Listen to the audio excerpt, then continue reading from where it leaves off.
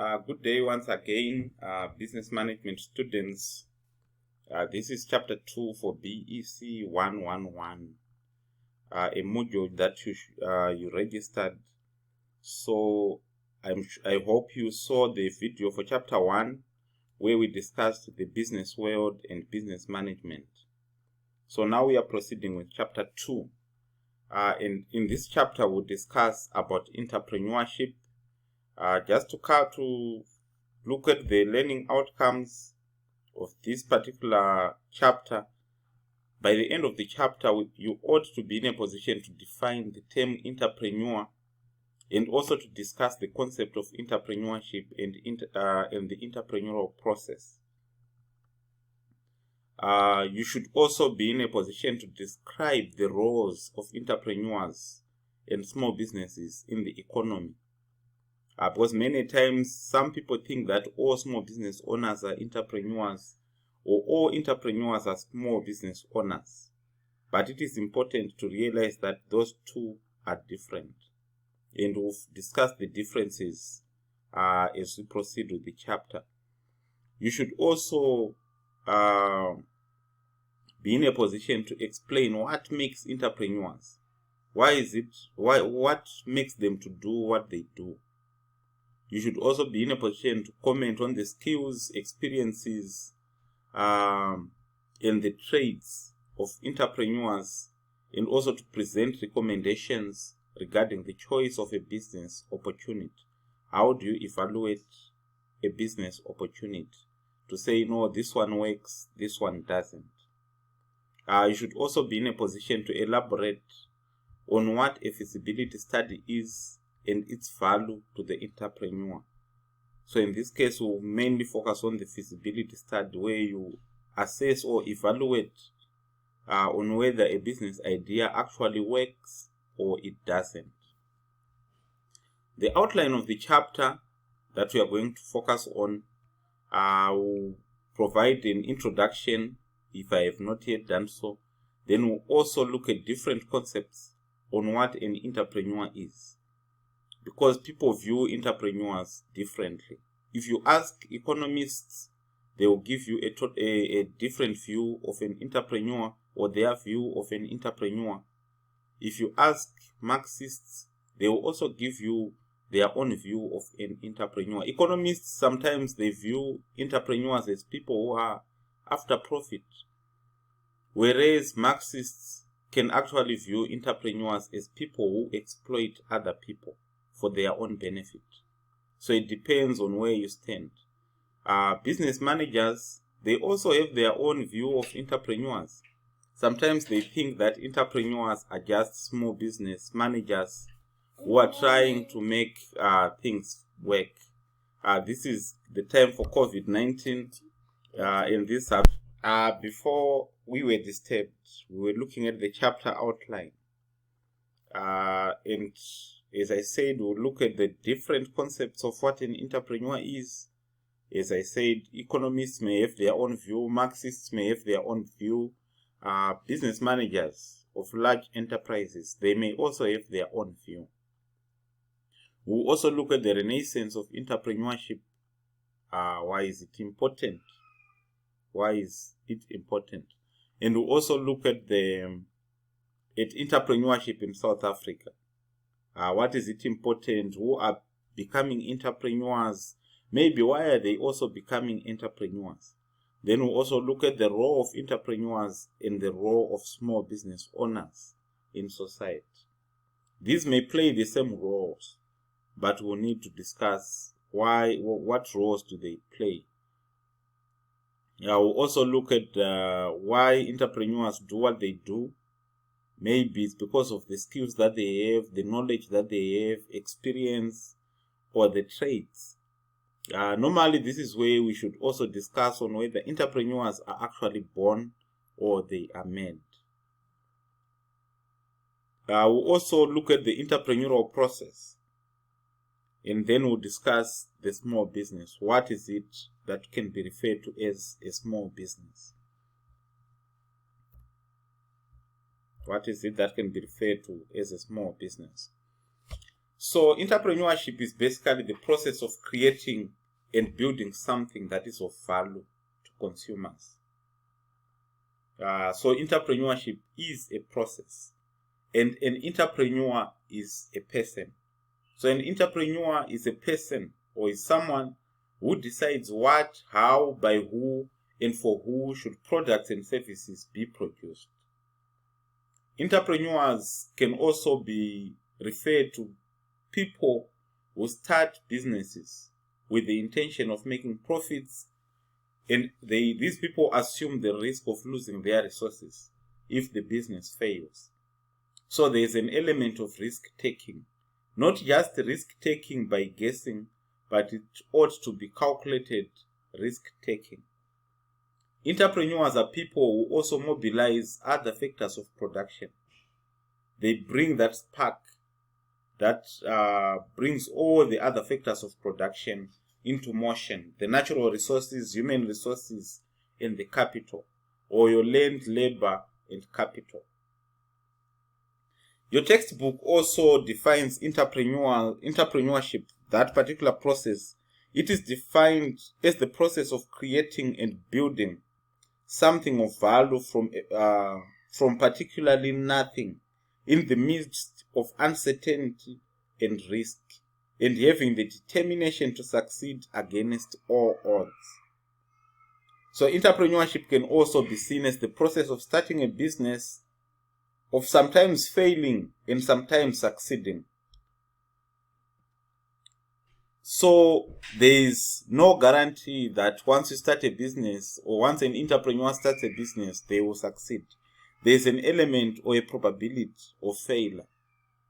But now it is upon entrepreneurs to evaluate before they start on whether whatever they want to start will succeed or it will fail. That's why we spoke of calculated risk-taking. It's not just an issue of just taking risk for the sake of taking it. You ought to take calculated risk so that you will not lose your resources. As I said earlier, there are different concepts of what an entrepreneur is. Okay, we were disturbed once again, but we are continuing. Apologies. Remember, this is recorded during the time of COVID-19. So there are lots of things that happen when you're working from home. Someone will just budge in where you are working. Someone will try to open the door and so forth. But I'm glad that we can still continue with the lecture, and we'll still go through it together and understand. So I was saying there are different concepts of what an entrepreneur is. And as I had said earlier, different people view entrepreneurs differently. And I had referred to economists who view entrepreneurs as people who combine different factors of production for the purpose of gaining a profit. And I had also referred to the Marxists who actually view entrepreneurs as exploiters. If you look at proponents of the market economy, these see entrepreneurs as the economic force that is responsible for the propensity or for the prosperity or success of any economy or of any country. Then we also have corporate managers, whom we said they view entrepreneurs as small business operators or managers who are struggling to actually survive. But there is also a group of other people who study behavior, the behaviorists, particularly the psychologists and the sociologists. These, they view entrepreneurs as people who are creative, people who have innovative ideas, people who are able to identify opportunities, or people who find resources to pursue opportunities for financial gain, people who take risks, people who love to take risks, people who bring about change, growth, and wealth in the economy. So generally, they want to, the behaviorists describe entrepreneurs mainly focusing on the characteristics or on the traits of these entrepreneurs. So many times entrepreneurs have been described mainly basing on their traits, basing on their characteristics, or basing on their behavior. What is it about their behavior that can be observed and be used to describe them? So many times you would hear people saying entrepreneurs are people who are creative, people who are innovative, people who are goal-oriented, people who are resilient, people who doesn't give up easily, people who have an internal locus of control, people who believe that their success or their failure is solely dependent on their actions.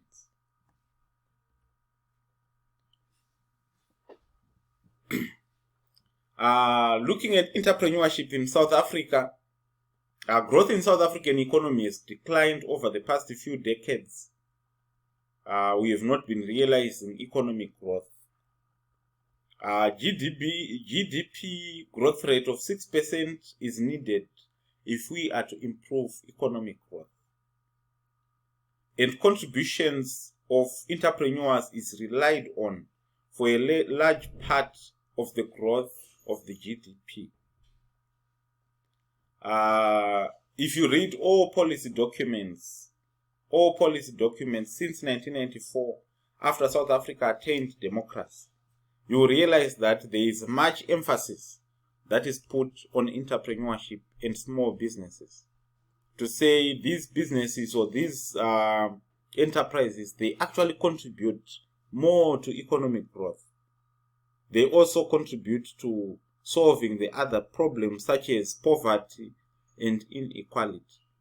So if we are to grow the economy, we ought to rely more on these small businesses. We will speak more to that when we look at the role of small businesses in the economy. Entrepreneurship is considered as a scarce resource in South Africa. Why?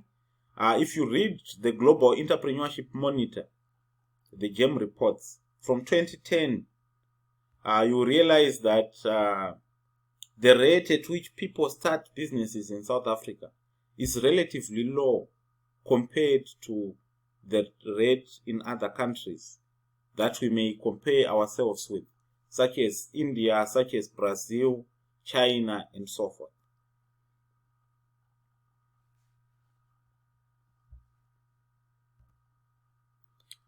Looking at the role of entrepreneurs and small business owners in society, here we are saying entrepreneurs satisfy the needs and wants by mobilizing natural, human, and financial resources, whereas small business owners satisfy the needs as a way of earning their personal income.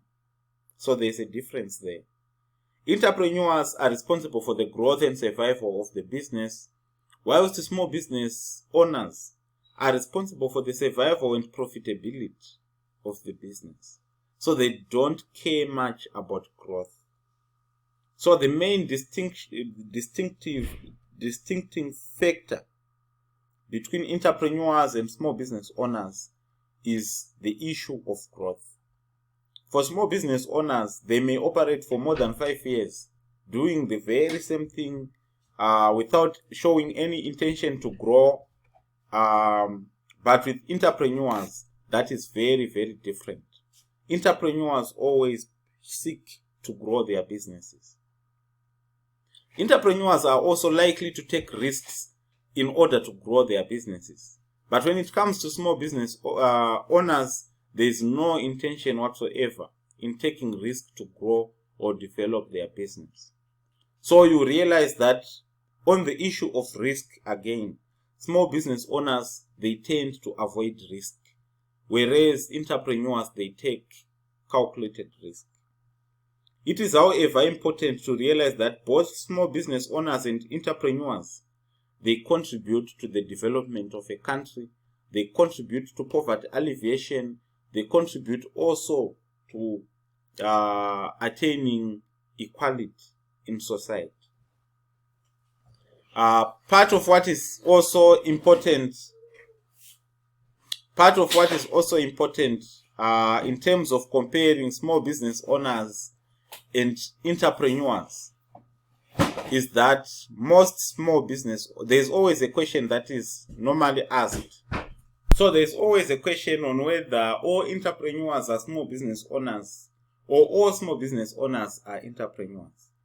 I'm sure from this you can see that not all small business owners are entrepreneurs because of the issue of calculated risk taking and also the issue of growth. But in terms of whether all entrepreneurs are small business owners, definitely not. Some entrepreneurs start by operating large businesses and they never operated small businesses. While other entrepreneurs may actually start small, but because of their desire to grow, they always grow their businesses. So they will never remain small business owners. So not all entrepreneurs are actually small business owners. However, some entrepreneurs may have yet started small. These are some of the entrepreneurial traits or characteristics. And this discussion is coming from the question on why do entrepreneurs do what they do? Why do they do what they do? So it's mainly as a result of entrepreneurial traits and characteristics. It's also as a result of the experience that they have. It's also as a result of knowledge or skills that they have. So the issue of knowledge and skills and also the issue of experience comes also into play. However, we will start by looking at entrepreneurial traits and characteristics. I just have to see if there is need for me to also explain a bit in terms of entrepreneurial traits and characteristics. So if you read your textbook, you realize that this is on page 50 of your textbook. And the first entrepreneurial trait that we'll discuss is achievement motivation. That generally entrepreneurs are people who are motivated to achieve. They have that desire to achieve. They have that desire to achieve. They also have an internal locus of control. So in terms of internal locus of control, it's important to know that a person can have either internal locus of control or external locus of control. In terms of internal locus of control, a person will believe or will have that belief that whether they succeed or they fail, it solely rests on them. So your success or your failure is dependent on your actions.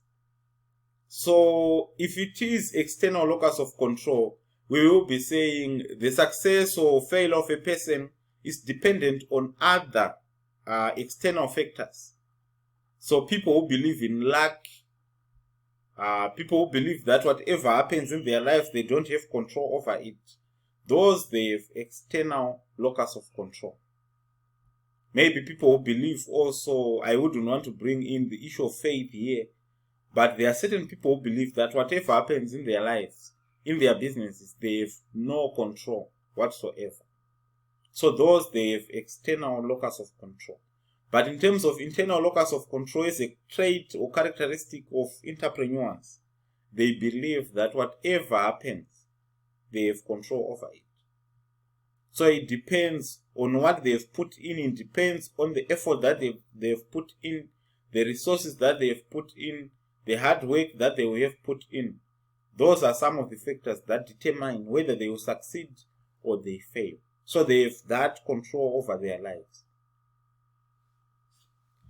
Innovation, entrepreneurs have always been described as people who are innovative.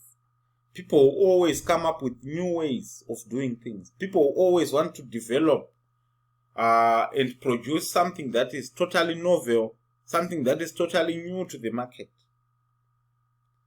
They are also creative. Creativity usually also leads to innovation. So this is the ability or the process of creating something that is also new, the ability to be creative. Entrepreneurs are risk takers. They take risks. So if they see an opportunity, they calculate risk and they pursue the opportunity. There are also other traits or characteristics that are used to describe entrepreneurs, such as entrepreneurs are described as people who have higher levels of energy, people who are optimistic, people who are positive. These are people who are described as people who have higher levels of confidence. They have the desire for feedback because they believe that that's how they work. That's how they learn. You do something, you ought to get feedback, be it positive or negative, so that you know where to improve. They also have a high tolerance for ambiguity. Whether something is certain or not, they want to understand things. They have the zeal to understand things. They are also flexible. They quickly adapt. They have passion and commitment and determination. They do not give up easily. They do not give up easily. They are also described as people who are goal-oriented. They are opportunity-oriented. And they are motivated to excel. They pursue excellence. They pursue excellence. As I said, why entrepreneurs do what they do, sometimes it's as a result of the skills that they actually have. So someone may have gained certain skills where they'd worked or where they've been trained. Then they decide, no, I will not need to be employed anyway. I need to start my own things. And they start their own business. So it's important also to understand some of the skills that people can actually have that may lead them to become entrepreneurs. And other skills, we are also told that most significant reasons for people to become entrepreneurs, it's the skills that they have and the knowledge that they have, the opportunity that they have realized or identified, and the quest for independence. To say, no, I do not want to work for anyone else. I want to work for myself. I have the much needed skills. I have identified the opportunity. So why must I work for someone under their commands whilst they are busy enjoying the fruits of my hard work? So some people, because of the skills and knowledge that they have, they choose to work for themselves. They choose to create employment for themselves and create employment for others.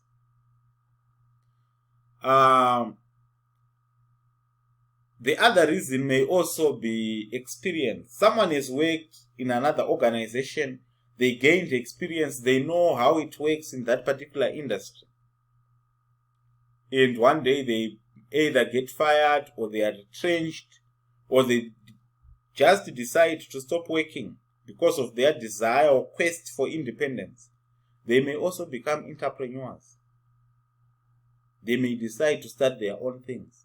They may decide to start their own business. So entrepreneurs do what they do mainly because of the skills that they have, the experience that they have, also as a result of the traits or characteristics that they have as people. It's also important for us to look at the types of entrepreneurs, mainly the two main types of entrepreneurs. We have what are referred to as necessity entrepreneurs and also opportunity entrepreneurs.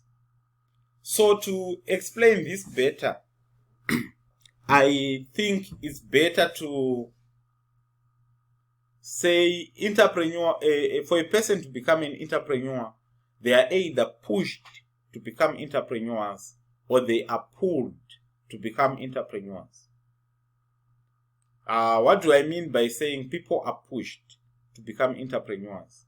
Maybe one doesn't have a job, they failed to get a job, they can't get it, and starting their own business is the only option available.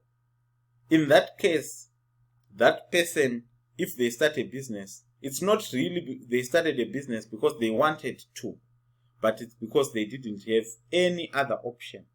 So we will say that person was pushed to become an entrepreneur. And in most cases, such people are described as necessity entrepreneurs. So this is an individual who was retrenched from his job or starts a business to support his family. Another example of necessity entrepreneurs are also some of the foreign individuals who are running businesses. They are actually operating businesses, or they started businesses not because they wanted to, but because that was the only option that was available. Some couldn't be employed anywhere. Some they couldn't find employment because they didn't have the skills, they didn't have the knowledge or qualifications. So the only option that they will end up with is basically to employ themselves. There is always a debate to say, do these people who were pushed into entrepreneurs, do they perform better than those that may have been pulled into entrepreneurship? There is always a debate about that. But from what we have realized recently, also in my own research, I realized that someone who has been pushed into entrepreneurship, they can do everything to ensure that they succeed. Because once they fail, they will not have anywhere to live from. So they may actually do everything for them to succeed. Then there are what are known as opportunity entrepreneurs. And these are people who were pulled into entrepreneurship. Someone who identifies an opportunity in the market and they decide to pursue it. So it's not like they are pursuing an opportunity because that's the only option available. They may have other options, but they realize that the opportunity that they have identified may actually pay them better. So they can go for entrepreneurship simply because they have an interest in a certain field. They want to start their own business, not necessarily because they ran out of options. The other reason why some people are becoming entrepreneurs also is as a result of opportunities that are arising as a result of what? Outsourcing. The issue of outsourcing. So outsourcing occurs when work is done for a company by people outside of the company's full-time employees who have the necessary skills to complete the tasks. It forms part of a business strategic plan. Some of the companies that make use of professional service institutions such as Deloitte, KPMG to handle their auditing, tax, advisory, and whatever. These are large companies. But even government departments, you realize that they outsource certain services. So what ends up happening is that someone will realize that no, this government department needs these particular services. Then they start their own company to offer those particular services so that they can gain money from the government, so that they will not miss on an opportunity that may have presented itself on them. The issue of outsourcing have also caused the rise of people to pursue tenders. People starting businesses simply because there is a tender that has been advertised somewhere. So someone can become an entrepreneur simply because there is a department or there is an organization elsewhere that is looking for organizations or companies that offer a certain service. The entrepreneurial process. It's important to also look at the entrepreneurial process. So the first step is obviously the decision to become an entrepreneur, where one decides on whether to actually enter the business world as an entrepreneur or not. Then after that decision, if one decides to become an entrepreneur, and opts out of being employed by other people, the second stage will then be to ask themselves if they have the necessary entrepreneurial abilities and skills. If they do not have these, they will have to go back and make the decision on whether they should become entrepreneurs or not. However, if they have the necessary entrepreneurial abilities and skills, they proceed to ask themselves if they have the needed resources. Do I have the required resources, or can I get access to those resources? Obviously, if you do not have access to resources and you do not have resources, you cannot start a business and succeed. You start using which resources? You got them from where? But if you have the resources, you can actually proceed to ask yourself if you have an opportunity, or if there is an opportunity that you can pursue. Is it above average? Is there any probability of that opportunity to succeed? So, if an above average opportunity is available, that's when you proceed to do the feasibility analysis. The feasibility analysis or feasibility study only shows on whether the idea that you want to pursue can actually survive or can it actually be sustainable. If you find out that the idea or the opportunity that you want to pursue is feasible, that's when you can then proceed to writing a business plan. And if you write a business plan and you get funding from investors, or you fund yourself and you find out that the business can actually run, it can actually operate, you can then proceed with the implementation of your business. Run it. After putting the vision down, run with it. Skills required for entrepreneurship. These are some of the skills that you need as an entrepreneur.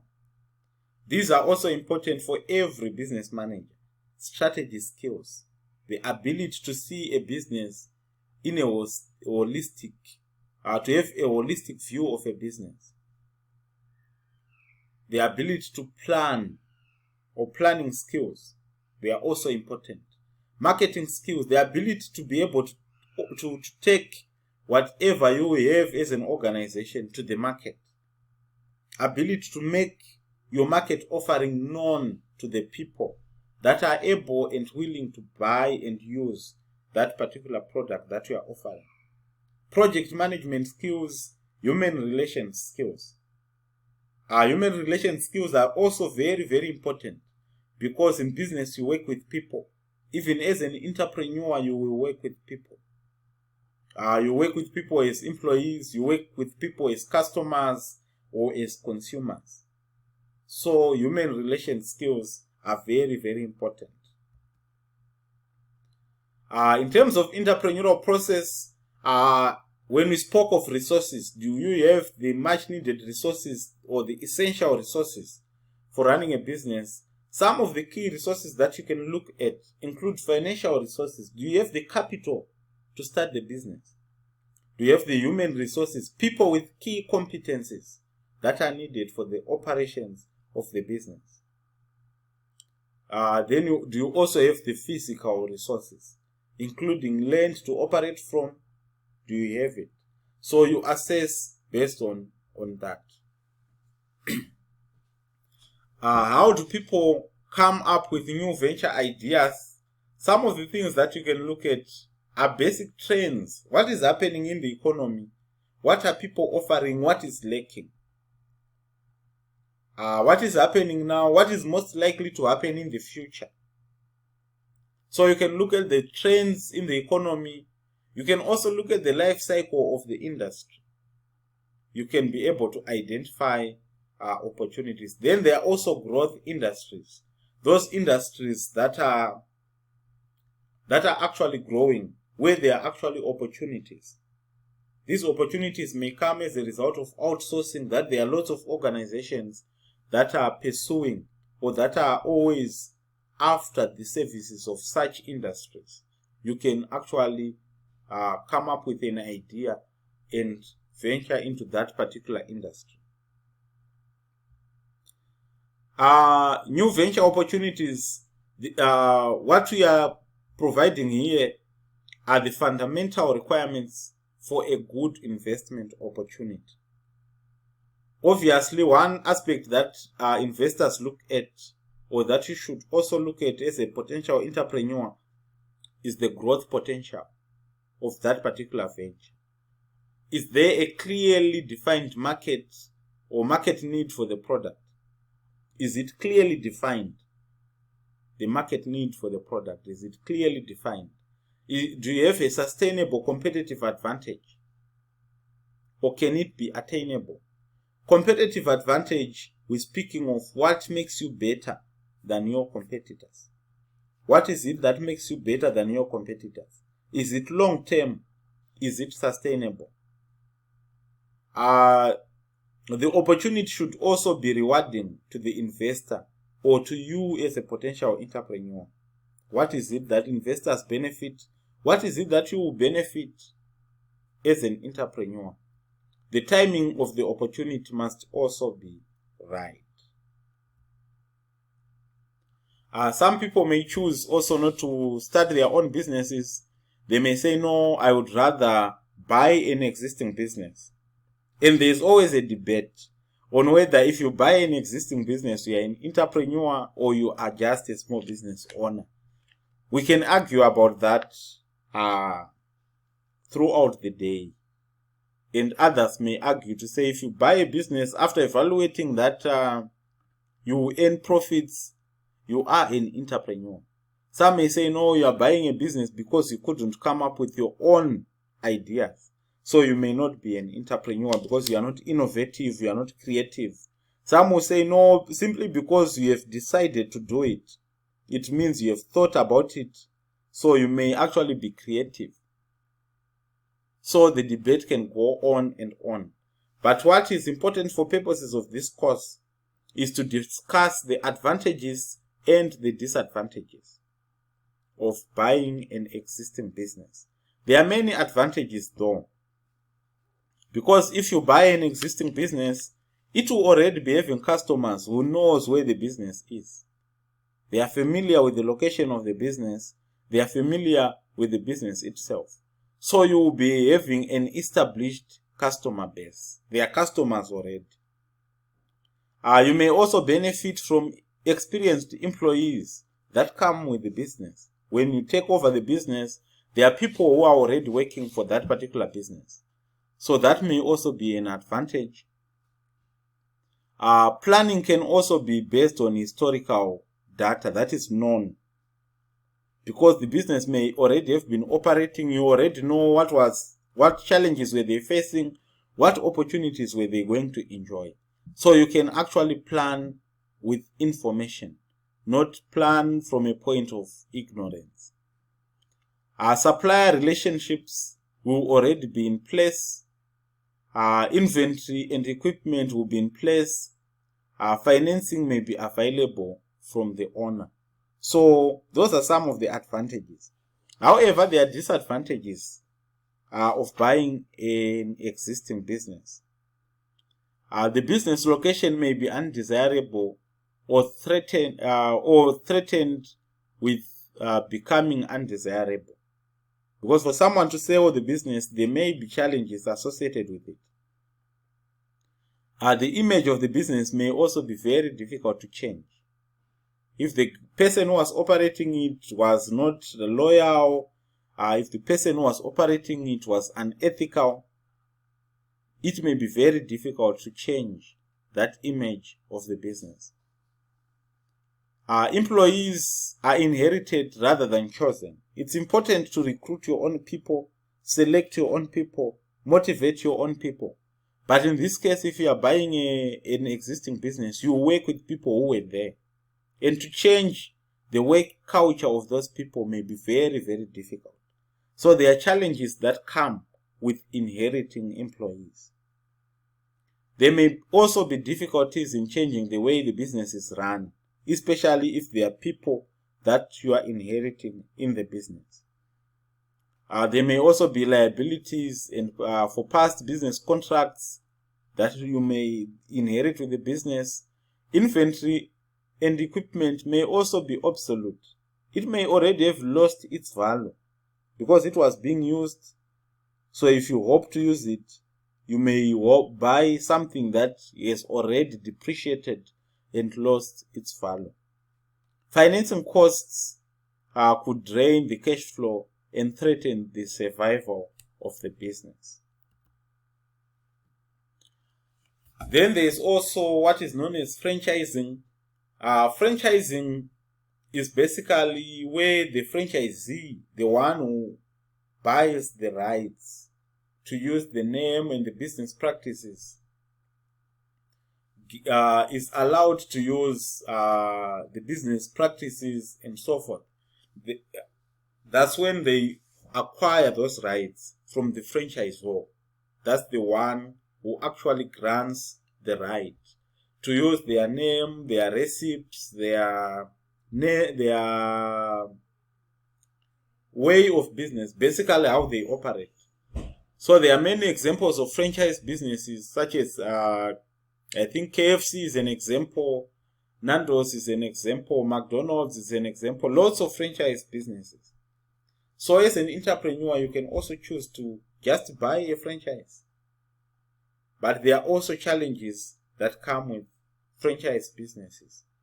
Because after they have allowed you to operate using their name, using their business practices, you cannot be innovative and creative and start to do your own things that they didn't allow you to do. You cannot also just decide to grow the business without permission of the franchisor. So those are some of the things that you also need to understand. However, there is a debate on whether the franchisee is an entrepreneur or it's only the franchisor who is an entrepreneur. It's also a debate that we can have throughout the day. Then there is also what is known as corporate entrepreneurship. It's also referred to as intrapreneurship with an I. This is basically entrepreneurship in an existing business whereby a person develops a new corporate business within a business through identifying new opportunity.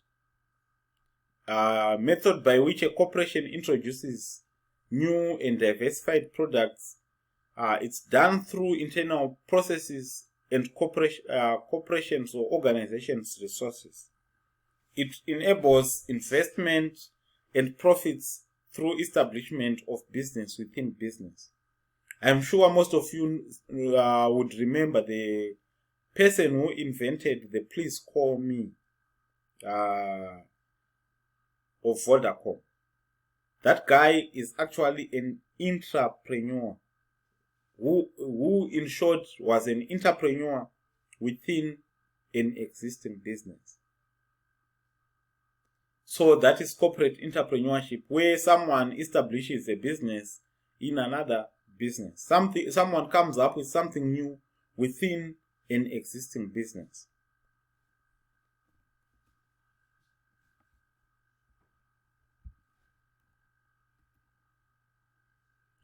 Business opportunities, the feasibility of the business, the feasibility of the idea or opportunity. This we have discussed before, but it's important to emphasize that not all ideas can be converted into successful business ventures. Some ideas work, some ideas do not work. So some ideas would work, but some ideas may just be wishful thinking from the entrepreneurs or from potential entrepreneurs. Someone who would want to start a business, but when you ask them whether they have the resources, they do not. Whether they will be able to access resources, they do not have that particular access. So, not all ideas actually work. There is need to evaluate the feasibility of those ideas, and that can be done through a feasibility study, whereby one will actually assess on whether there is a possibility of such an idea to survive and to be profitable. So it is only after the feasibility study that a business plan can then be drawn up. So you just don't wake up and you say, I have an idea, I want to write a business plan and look for funding. There is need for a feasibility study. There is need for that honest assessment to see on whether that idea works or it doesn't work. So if it doesn't work, it doesn't work. But if it works, pursue it. Write a business plan, approach other people for funding, and you will benefit from it. Moving on, we'll also look at the small business. A small business, there's always a debate on what is a small business. Who says this is a small business? Who says this is a small business? So, defining a small business, if you read textbooks, you'll find different definitions of what a small business is. If you read different policy documents, you will also realize that there is sort of contradiction of what a small business is. But in South Africa, we use the National Small Business Act of 1996, which was amended in 2003 to get the proper definition of what a small business is. So there they use the quantitative criteria to define a small business. And the Act actually defines small businesses depending on the sector in which a business is. So I will not give numbers as to say a small business has these numbers to these numbers. But basically, to define a small business, you can look at the number of employees, sales volumes or turnover, the value of assets, and the market share of that particular business. That can help you to define a small business. And this is we are usually guided by the National Small Business Act of 1996. So characteristics of small businesses in South Africa, in terms of employees, they ought to be below 200. Annual turnover or sales, they ought to be less than 64 million rands. Capital assets, they ought to be below 23 million. And there must be direct managerial involvement by the owners. That's how small businesses are defined or described in South Africa. The role of small business in the economy, these are very, very important in the economy. Some economists do not see the importance of small businesses and they always struggle. Those economists that value small businesses, they always prosper. So if you read literature on small businesses, you realize that in some countries, about 90% of people or 90% of the active workforce are actually employed by small businesses. It's debatable though, because the government also employs a lot of people. In South Africa, we speak of 75% of the active population being employed by small businesses. So they play a very, very critical role. So besides contributing to economic growth, are helping in alleviating poverty through the production of products and services, and also contributing to equality in the economy. It is important also to learn that or to realize that these are innovation hubs. Most new ideas that are then used by large businesses, they actually start with small businesses. They come up with creative ideas, innovative ideas, and they develop new products. They also aid big businesses. There are certain tasks that cannot be done by those large businesses. That can only be done by small businesses. They also help in creating employment.